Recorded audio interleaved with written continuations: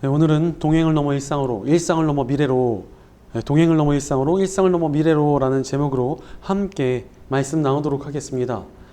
뉴스나 사람들이 하소연하는 것을 보면 다들 세상살이가 굉장히 힘들어 보입니다. 사실 나이가 들수록 정말 살아간다는 것 자체가 쉽지 않다는 생각이 듭니다. 어릴 때는 그냥 공부만 열심히 하면 되는 줄 알았는데 나이가 드니까 신경 쓸 게 굉장히 많습니다.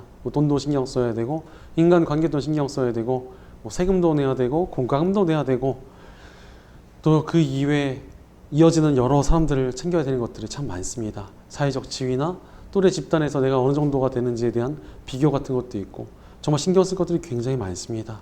그러다 보니까 정말 지쳐버릴 때도 있고 힘이 들 때도 있습니다.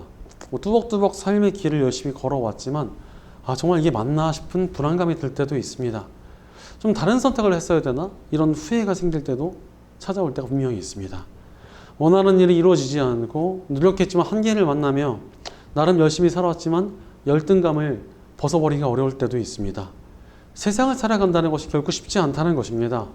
그런데 이렇게 힘든 세상 속에서 우리가 신앙을 가져야만 한 이유가 무엇입니까? 사실 여러분, 신앙생활을 한다는 것이 그렇게 만만한 일이 아닙니다. 일단 예배에 나오려면은 쉬는 날 하루를 사용해야 되고 경건생활을 위해서는 하루에 조금이라도 시간을 쪼개서 써야 됩니다. 또한 헌금이나 봉사처럼 짐같이 느껴지는 것들도 분명히 있습니다. 솔직히 신앙생활을 한다는 것은 어려운 세상살이 속에서 나름의 리스크를 짊어지는 일이라는 것을 부정할 수가 없습니다. 그럼에도 우리가 신앙생활을 해야 하는 이유가 무엇입니까? 예수님 믿으면 구원받는다고는 하는데 그냥 구원만 받으면 되지 않습니까? 실제로 신앙생활을 귀찮아하는 분들이 이런 질문을 굉장히 많이 합니다. 그냥 믿으면 구원받는데 믿기만 하면 되지 신앙생활을 왜 해야 됩니까? 하지만 그럼에도 우리가 신앙생활을 해야 되는 분명한 이유가 있습니다. 바로 우리 믿음에는 이 힘겨운 세상을 이겨내는 능력이 있기 때문에 그렇습니다. 지금까지 수많은 크리스천들이 믿음으로 세상을 이겼고 하나님과 함께 승리를 거두었습니다. 기도의 응답, 하나님의 축복, 놀라운 역사, 믿기지 않는 기적, 폭풍 속에서 느껴지는 평안함, 상황을 뛰어넘는 기쁨, 놀라운 은혜 등등 수많은 일들이 믿음의 사람들의 인생 가운데 부어졌습니다. 그렇게 힘겨운 세상 속에서도 믿음의 생활을 꾸려가야 할 분명한 이유가 있다는 것입니다. 하지만 문제가 있습니다. 이러한 믿음의 역사들이 잘 느껴지지 않는다는 점입니다. 사실 많은 크리스천들이 믿음으로 세상을 이긴다라는 구호를 가지고 있습니다. 하지만 그 구호는 너무 멋지지만 정말 그 구호대로 세상을 이기며 살아가는 크리스천들이 많은가 하면 그렇진 않은 것 같습니다. 제가 예전에 복싱 체육관을 다닐 때 웬 고등학생 아이가 처음 등록을 했습니다. 문제는 이 친구가 만화에서 펀치 하나만 수만 번 연습을 하면은 강해진다라는 말을 듣고서 혼자 1년 가까이를 집에서 연습을 해본 후에 자신을 테스트하러 왔습니다. 정말 만화의 머리가 뇌 속에 아주 절여진 아이 같습니다. 그래서 이 친구가 정말 펀치 하나만 몇만 번 연습하면 강해진다라는 멋진 구호를 가지고 도장에 딱 왔습니다. 그리고서 그 친구가 처음으로 펀치 시범을 딱 보이자마자 체육관에 있던 모든 사람들이 다들 폭소가 터졌습니다. 왜냐하면 자세가 너무 형편이 없었기 때문입니다. 그런데 안타깝게도 현대 교회가 이렇게 구호만 외치면서 정작 능력은 없는 크리스천들을 만들어내고 있는 것은 아닌가 하는 우려가 듭니다. 신앙적으로는 아주 멋진 구호들이 많이 있습니다. 하지만 정작 신앙의 능력을 나타낼 수 있는가에 대해서는 잘 알지 못합니다. 그러니 신앙에 대해서 회의감을 느끼고 실망하기도 하고 지쳐버리기도 합니다. 그 결과 교회에서도 불만거리만 생기고 다른 크리스천들을 봐도 마음에 안 들기만 합니다. 또 성경을 읽는다거나 기도를 하는 등의 또 다른 사람들을 섬기는 그런 경건 생활도 잘 하지 않게 됩니다.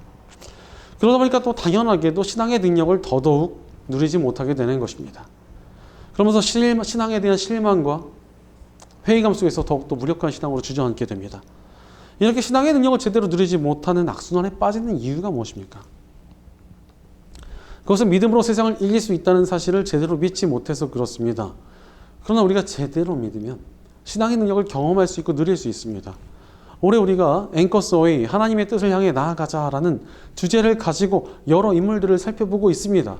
그 중에서도 오늘은 타락한 세상 가운데서도 믿음의 길을 걸었던 사람 에녹을 살펴보고자 합니다.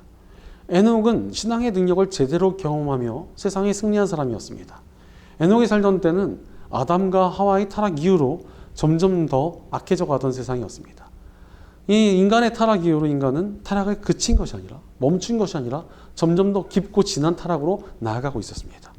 에녹은 그런 악한 시대 가운데서도 진흙 속의 보석처럼 빛나던 신앙의 사람이었습니다. 그 결과가 무엇이었습니까?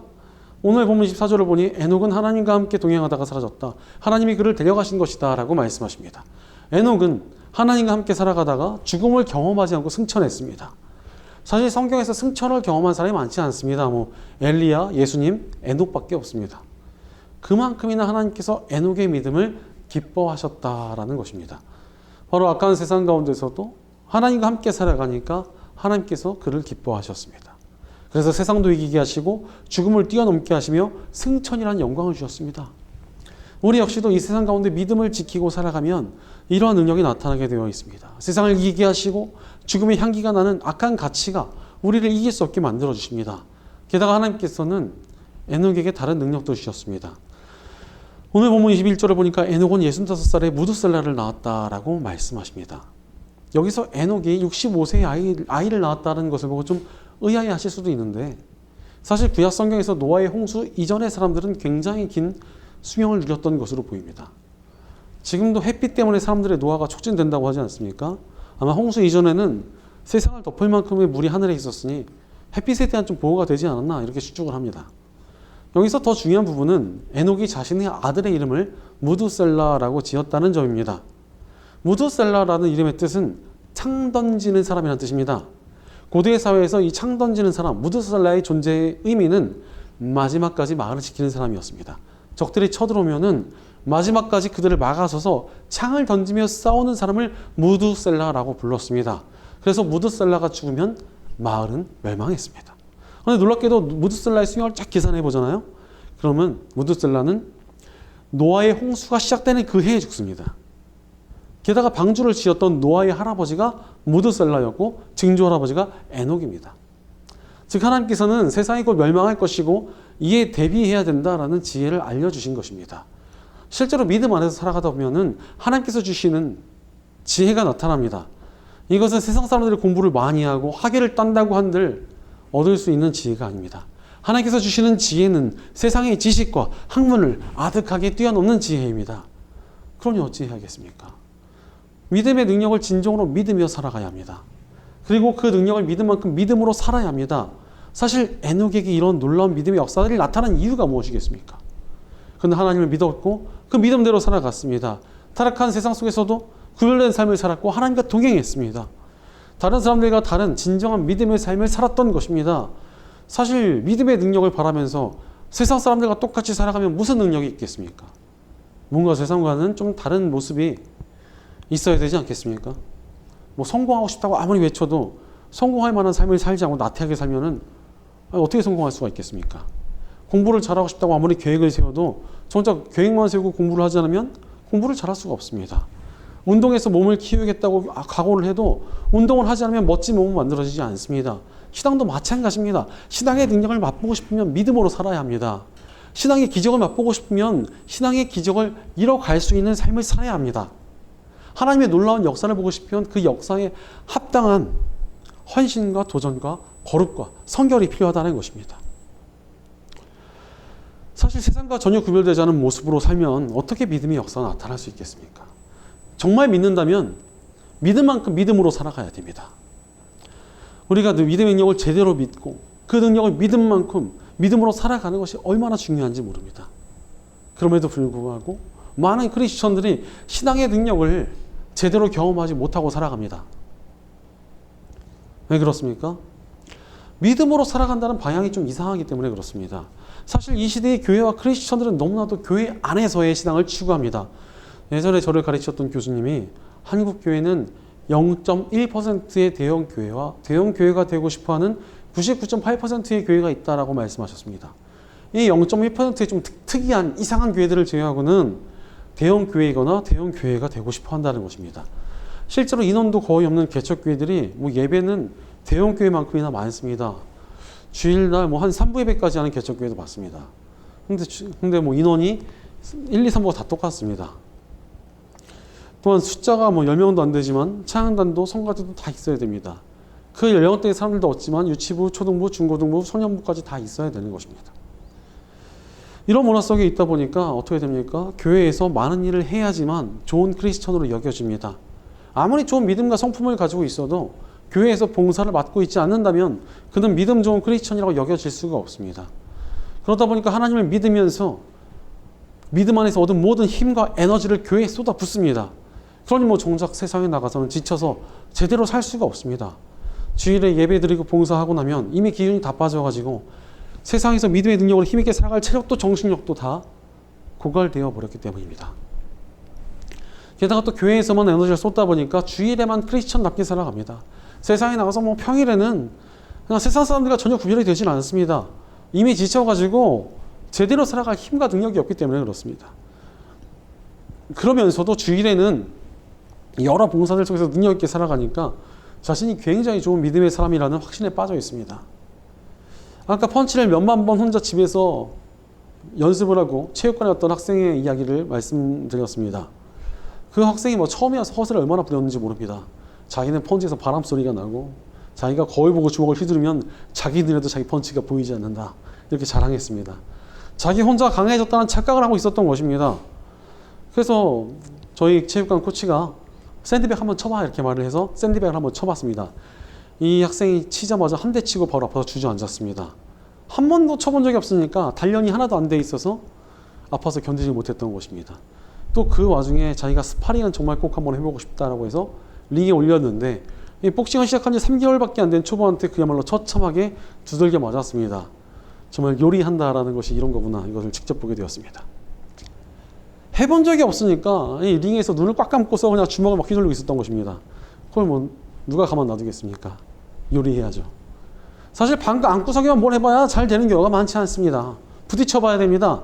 마찬가지로 믿음 안에서 살아간다는 역시도 믿음으로 살아봐야 됩니다.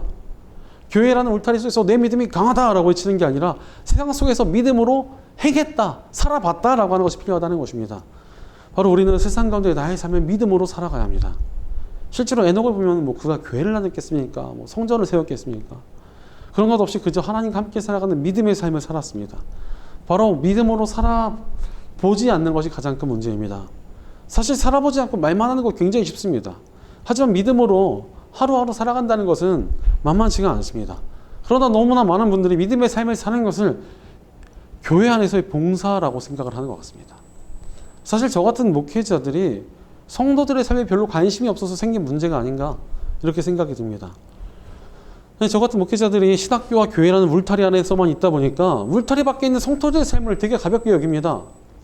어떤 분들 보니까 뭐 성도들한테 왜 기도를 그밖에 안 합니까? 매일매일 기도 하루에 4시간을 해야죠. 막 이렇게 말을 합니다. 또 어떤 분들은 성경이 고작 그거밖에 안 있으니까 뭐 1년에 한 10독은 해야죠. 교회 안에서 봉사 헌신을 왜 주일만 합니까? 막 주중에서 나와서 해야죠. 이렇게 다그치시는 분들 굉장히 많습니다. 그런데 직장 다니면서 가정생활하면서 하루에 기도 4시간 하고 성경 10독을 하고 주중에도 나가서 봉사를 하면 그냥 교회만 해야 되는 거 아닙니까? 하지만 성도들이 교회에 나오는 것 자체가 굉장히 귀한 일이며 믿음을 가지고 살아가는 것이 정말 중요한 일 아니겠습니까? 사실 뭐 저도 목사다 보니까 매일같이 기도합니다. 성경도 읽습니다. 교회 일도 합니다. 하지만 그런 것들이 그렇게 어렵지 않습니다. 하지만 세상에서 믿지 않는 사람들 대하면서 그 안에 믿음으로 살아간다는 것은 결코 쉽지 않습니다. 세속적인 일을 하면서 믿음을 가지고 서 있는 것 정말 어렵습니다.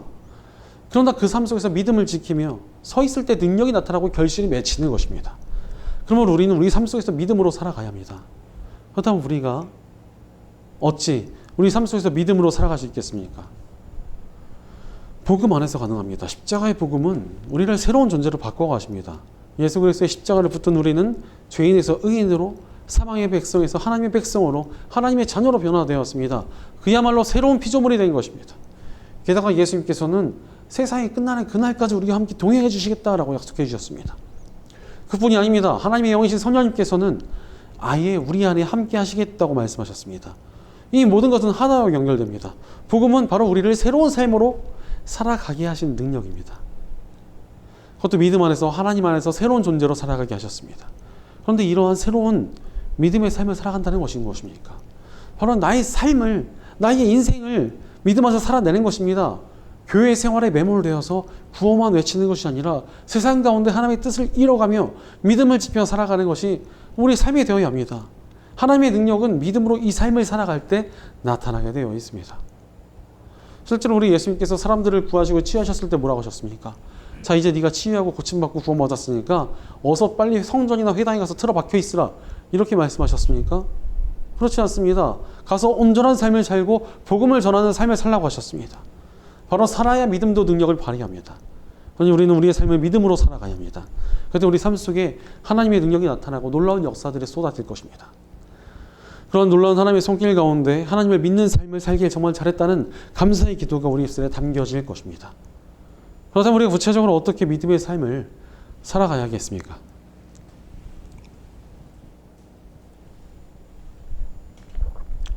첫째로 늘 주님과 함께 동행하며 믿음으로 살아가야 합니다. 여러분, 우리가 언제 하나님을 만나야 합니까? 우리는 하나님을 만나는 삶을 살아서는 안 됩니다. 매일 언제나 항상 주님과 동행해야 합니다. 오늘 본문 22절을 보니까 에녹은 하나님과 동행했다라고 말씀하십니다. 그는 하나님과 늘 함께 했습니다. 그러니까 그는 타락한 세상 속에서도 자신을 지켜낼 수 있었던 것입니다. 게다가 23절 보니까 에녹은 모두 365년을 살았다라고 말씀하십니다. 좀 오버 같긴 하지만 이 365년 숫자가 좀 의미 있지는 않습니까? 1년 내내 매일 하나님과 동행하는 것과 동하는 것 같습니다. 사실 매일 이렇게 하나님과 동행하는 삶의 능력이 있습니다. 이렇게 살았던 사람 중에 하나가 바로 로렌스 형제입니다. 그는 자신의 삶의 모든 순간 속에서 하나님의 임재를 구하며 살았습니다. 하나님과 동행을 늘 체크하며 하나님과 동행을 이어갔다는 것입니다. 심지어 그는 계란 후라이를 만들면서도 하나님의 임재를 느꼈고, 빗자루질을 하면서도 하나님의 동행을 느끼며 살아갔습니다. 심지어 허드렛 일을 하면서도 하나님의 임재를 행복했고 하나님과 함께하는 기쁨을 누렸습니다. 로렌스 형제는 평생 주교나 원장 같은 높은 지위에 오르지는 못했으나 하나님의 임재 가운데 행복을 누리며 점점 깊어지는 삶을 살아갔습니다. 그러자 여러 영적 지도자들이 그에게 편지를 써서 영적인 조언을 구하는 멘토처럼 여겼습니다. 지금도 그가 쓴 글들이 모여서 하나님의 임재 연습이라는 책으로 인기를 끌고 있습니다. 하나님과 동행하면서 살아가니까 그의 자리가 어떠건 그 안에서 기쁨을 누리고 선한 영향력을 나타내게 된 것입니다. 바로 하나님과 늘 함께하는 삶의 힘이 있습니다. 내가 어떤 자리에 있더라도 기쁨과 평안을 누릴 수 있고 하나님과 함께 하심으로 인한 능력과 역사를 누릴 수 있기 때문에 그렇습니다. 바로 늘 하나님과 늘 함께하는 동행의 힘이 있습니다. 그러니 우리는 하나님과 늘 동행하며 믿음으로 살아가야 합니다. 제가 어릴 때 대학 교수셨던 아버지께서 저를 연구실로 데려가셔서 공부를 시키셨습니다. 거의 빠져나올 수 없는 공부에 늪이긴 했지만 나이가 들어서는 추억이 되었습니다. 네. 그런데 제가 가끔 화장실에 갈 때 좀 문제가 생겼습니다. 교수 연구실에 왜 어린 아이가 하나 있으니까, 한 중학생쯤 됐으니까요. 가끔 너는 뭔데 여기 있냐? 이렇게 묻는 사람들이 종종 있었고, 어떤 경비 아저씨는 좀 무섭게 다그치기도 했습니다. 너 여기 왜 들어왔어? 막 이러면서 혼을 내는 거예요. 근데 제가 믿을지 모르겠지만 어릴 때는 제가 굉장히 내성적이고 말도 없고 숫기가 없었습니다. 그래서 얼굴이 빨개지지 아무 대답도 못하고 고개를 푹 숙이고 있고 아저씨들 막 다그치고 그랬습니다. 그러다가 이제 아버지께서 소리를 듣고 오셔가지고 아, 얘는 내 아들입니다 라고 말을 하는 순간 모두의 긴장이 풀어지고 다들 반겨주셨습니다. 아, 네가 우리 김 교수님 아들이구나. 아이고 닮았네. 뭐 귀엽게 생겼네. 뭐 용돈 주셨던 분은 없었던 것 같습니다. 이것이 바로 우리 크리스천들이 가진 능력입니다. 우리가 믿는 아버지가 어떤 분이십니까? 세상 모든 만물을 지으시고 다스리시는 분이십니다. 우리가 그분과 동행하면 모든 만물이 우리를 어찌 대하겠습니까? 그분의 자녀인 우리가 그분 곁에 있으니까 모든 만물이 우리를 밝히고 반겨주며 정말 잘 대해주지 않겠습니까? 그러니 하나님과 동행하는 삶에 평안이 있고 기쁨이 있으며 복이 있는 것입니다. 그러므로 우리가 믿음의 삶을 경험하기 위해선 매일매일 삶 속에서 하나님을 놓치지 않고 그분과 동행해야 합니다. 가정에서나 직장에서나 각종 만남과 모임 속에서 하나님과 동행하는 것입니다. 그것이 바로 믿음의 능력을 누리는 길입니다. 늘 전능하신 하나님과 동행함으로 믿음의 능력을 누리며 살아가는 저와 여러분 되시기를 주의 이름으로 간절히 축원합니다. 둘째로 동행을 넘어 일상에서 믿음으로 살아가야 합니다. 하나님과 함께 동행의 삶이 제대의 능력을 발휘하면 어찌해야 됩니까? 하나님과 동행하며 살아가야 합니다. 오늘 본문 22절은 300년 동안 하나님과 동행하면서 아들, 딸을 낳았다라고 말씀하십니다. 에녹은 하나님과 동행했지만 또 그 안에서 아들, 딸도 낳고 잘 살았다는 것입니다. 이는 그가 세상과 전혀 동떨어진 삶을 살았던 것이 아니라 일상을 굉장히 열심히 제대로 살았다는 의미입니다. 에녹의 삶은 수도사 같은 삶이 아니었습니다. 하나님과 동행하되 자신의 일상을 굉장히 충실히 살았습니다. 이런 일상 생활 속에서의 믿음이 이 시대에 너무나 절실합니다. 나의 일상 속에서 하나님과 동행하며 내 생활을 살아가는 것이 필요하다는 것입니다. 사실 교회 울타리 속에서 믿음으로 살아간다는 것 어렵지 않습니다. 좀만 믿음이 있는 척만 해도 사람들이 칭찬해주고 인정받고 세상보다 훨씬 더 부드럽습니다. 하지만 삶을 살아간다는 것은 다릅니다. 특히 하나님과 동의하며 하나님 뜻대로 살아간다는 것은 공격 있고 핍박이 있습니다. 그것들을 견뎌내며 살아가야 된다는 것입니다. 그리고 그렇게 살아갈 때 신앙의 실력이 성장하는 것입니다. 사실 뭐든 부딪혀봐야 실력이 느는 거 아니겠습니까? 선수들도 경기를 안 뛰면 실력이 확 줄어듭니다. 실전에서 부딪혀봐야 신앙도 성장할 수 있는 것입니다. 사실 또 우리가 하나님과 동의해야 되는 이유가 무엇입니까? 세상에서 하나님의 뜻을 붙들며 하나님의 능력으로 잘 살려고 하는 것 아닙니까? 그런데 그렇게 살아보지 않는데 어떻게 믿음의 실력이 늘겠습니까? 그러니 우리는 일상 속에서 하나님과 동행해 봐야 됩니다. 매일 일어나고 잘 때 하나님과 동행하고, 일을 할 때도 하나님과 동행하고, 심지어 놀거나 쉴 때도 하나님과 동행하는 것입니다. 그때 믿음의 능력이 나타나는 것입니다. 게다가 또 동행이란 것이 무엇입니까? 하나님의 뜻대로 행하며 하나님께서 지금 함께 해주시기를 구하는 것 아니겠습니까? 그러니까 이러한 삶을 살면은 그 사람이 걸어가는 땅이 바로 하나님의 나라가 됩니다. 하나님 뜻대로 하나님과 동행하니까 하나님의 가치가 퍼져나가는 것입니다. 하나님 뜻대로 행하는 사람의 발걸음에 하나님의 나라 확장되는 것입니다. 그러니 하나님께서 얼마나 기뻐하시겠습니까? 이런 사람에게 하나님께서 주시는 힘과 은혜와 복이 있습니다. 예전에 어떤 분이 회사에서 보너스를 받았습니다. 알고 보니까 이분이 카카오톡 프로필 사진을 자기 회사 광고를 써놓은 겁니다. 자기 회사 파는 물건 써놓고 전화번호 써놓고 어느 회사 이렇게 써놨습니다. 심지어 시키지도 않았는데 이렇게 해둔 것을 사장님이 딱 보고서 아니 얘는 누구야 이러면서 감동을 받은 것입니다. 자신의 사적인 삶 속에서도 이 회사만 생각하는 이렇게 훌륭한 사원이 있는가 이러면서 사장님이 굉장히 두둑한 보너스를 그 사원에게 주었습니다. 물론 그분은 멀티 프로필이어서 들키면 어쩌나 굉장히 조마조마했다고 합니다. 그런데 하나님께서 마찬가지 아니겠습니까? 삶에서 하나님과 동행하는 사람이 있으면 그 사람으로 인해서 하나님의 이름이 높아지고 하나님 나라의 가치가 확장됩니다. 그러니 그 사람이 얼마나 기쁘시고 복 주시고 싶으시지 않겠습니까? 우리는 우리 일상 속에서 하나님과 동행하며 믿음으로 살아가야 합니다. 하나님과 동행하되 그것이 우리 생활과 일상의 곳곳에 채워져야 합니다. 삶의 모든 순간이 하나님과 동행하는 삶이 되어야 한다는 것입니다. 그 삶 속에 신앙의 성장이 있고 하나님께서 기뻐하시며 복 주시는 역사가 있습니다. 그러므로 우리가 기쁨을 얻고 하나님 안에서 행복을 누리는 삶을 살게 됩니다. 그럼 우리 삶 속에서 늘 하나님과 동행함으로 믿음의 능력을 누리며 살아가는 저와 여러분 되시기를 간절히 축원합니다. 셋째로 일상을 넘어 미래를 준비하며 믿음으로 살아가야 합니다. 하나님과 동행하며 일상을 살아가는 것은 굉장히 중요합니다. 하지만 그 다음에 스텝도 필요합니다. 그것이 무엇이겠습니까? 우리에게 목표점이 있어야 됩니다. 바로 우리는 다가올 미래를 준비하는 신앙을 가져야 된다는 것입니다. 하나님께서는 에녹에게 곧 세상이 멸망하게 될 것을 알려주셨던 것으로 보입니다. 이런 지혜를 얻은 에녹은 자신의 아들의 이름을 무두셀라라고 지으며 미래를 준비하게 했습니다. 에녹은 하나님과 동행하면서도 일상에만 머물러 있지 않았습니다. 미래를 준비했습니다. 아들의 이름을 무두셀라라 지으며 미래를 대비했고 이 계획은 노아에게까지 이어졌습니다. 에녹의 증손자 노아는 방주를 지으며 세상 끝을 준비하며 구원을 이룬 사람이 되었습니다. 우리에게도 이런 미래를 준비하는 삶이 필요합니다. 그런 삶을 어떻게 살아야 됩니까? 먼저 이 세상에 끝이 있음을 기억하며 다가올 하나님 나라를 바라보는 것에 있습니다. 또한 언제고 하나님의 때가 온다는 것을 잊지 않고 살아가는 것입니다. 지금 나의 존재가 초라하고 부족하고 비참할지라도 하나님께서 하나님의 때에 무슨 일을 일으키실지 모른다는 소망을 갖는 삶입니다. 우리에게는 늘 미래를 바라보는 소망이 필요합니다. 하나님의 때를 바라보며 고대하고 기다리며 기도해야 합니다. 이 소망이 우리를 성장시키며 세상에서 핍박과 고난을 만나도 견뎌낼 수 있는 힘을 줍니다. 노벨 평화상을 수상한 알버트 슈바이처를 검색해보면 그가 의사이자 음악가, 저술가이자 철학자이며 신학자이자 목사이자 선교사라고 나옵니다. 하나님을 믿는 믿음 안에서 참 많은 일을 해냈습니다. 한 가지만 했어도 대단한데 참 많은 일을 해낸 것입니다.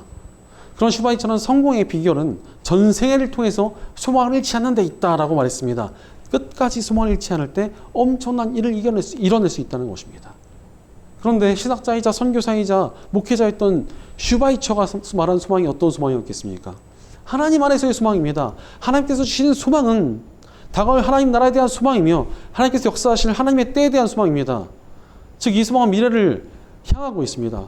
그러니 우리는 미래를 가슴에 품으며 믿음으로 살아가야 됩니다. 소망을 가슴에 품고 하나님의 때를 바라보는 것이 우리가 믿음 안에서 갖춰야 될 미래를 위한 준비입니다. 지금의 일상을 힘껏 살아가되 언제든 하나님께서 나를 사용하시고 놀라운 일을 이루어 가실 수 있다는 소망을 놓쳐서는 안 됩니다. 우리가 신발끈을 꽉 묶고 언제든 하나님의 역사 가운데 쓰임받을 준비를 해야 합니다. 소망을 품고 준비하는 사람들을 통해 하나님의 역사는 늘 이루어져 왔습니다. 다가올 하나님의 때를 기다리고 기대하며 어렵고 힘든 시간이 있더라도 하나님과 함께 견딜 때 우리 삶이 믿음 안에서 단단히 세워지며 하나님의 역사를 이룰 그릇이 될 것입니다.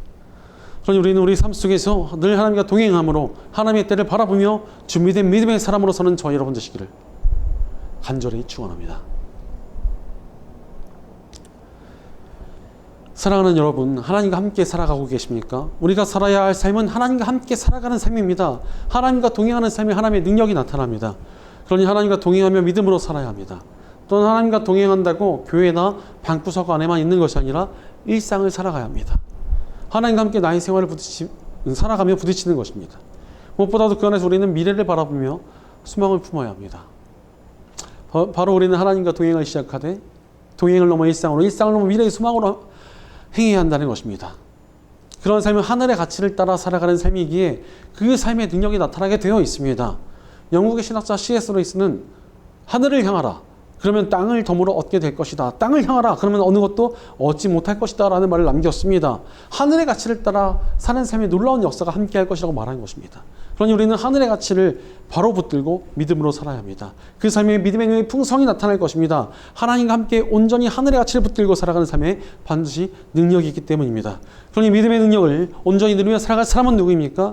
하나님과 동행하는 저와 여러분입니다. 하나님께서 도우시며 능력을 베풀어 주실 사람은 누구입니까? 하나님과 동행하며 일상을 힘껏 살아가는 저와 여러분입니다. 하나님 나라를 위해 쓰임받으며 영혼을 구하고 교회를 회복하며 열방을 주님께로 돌아오게 하는 일에 능력 있게 쓰임받으며 하늘의 상급을 얻을 사람은 누구입니까? 하나님의 때를 바라보며 소망을 품고 살아가는 저와 여러분입니다. 삶 속에서 미래의 소망을 품고 하나님과 동행하며 일상을 살아감으로 믿음의 능력을 나타내고 누리며 믿음의 사람으로 살아가는 저와 여러분 되시기를 주의 이름으로 간절히 축원합니다. 기도하겠습니다. 언제나 우리가 동행하시며 능력 주시는 하나님 감사합니다. 하나님께서 우리와 함께 하시는데도 우리가 믿음의 능력이 있음을 제대로 믿지 못하고 살진 않았는지 우리의 삶을 돌이켜봅니다. 그러나 주님이 이제 우리가 믿음의 능력이 있음을 기억하며 믿음으로 살아가기 원합니다. 우리 믿음 안에 단단히 붙들어 주시옵소서. 늘 하나님과 동행하며 믿음 안에 살게 하여 주시옵소서. 우리의 일상 가운데도 늘 주님과 동행하는 믿음을 주시옵소서. 또한 우리가 생활을 위해서만 살아가는 것이 아니라 하나님께서 이루실 일을 바라보며 믿음의 소망을 붙들고 살아가게 하여 주시옵소서. 우리 공동체 가운데도 함께해 주셔서 우리가 함께 주님과 동행하며 서로를 격려하여 함께 일상을 굳건히 살아내며 함께 소망을 품는 믿음의 능력이 임하는 공동체가 되게 하여 주시옵소서. 언제나 우리 함께 하시며 힘주시는 우리 주 예수님의 이름으로 기도드립니다. 아멘.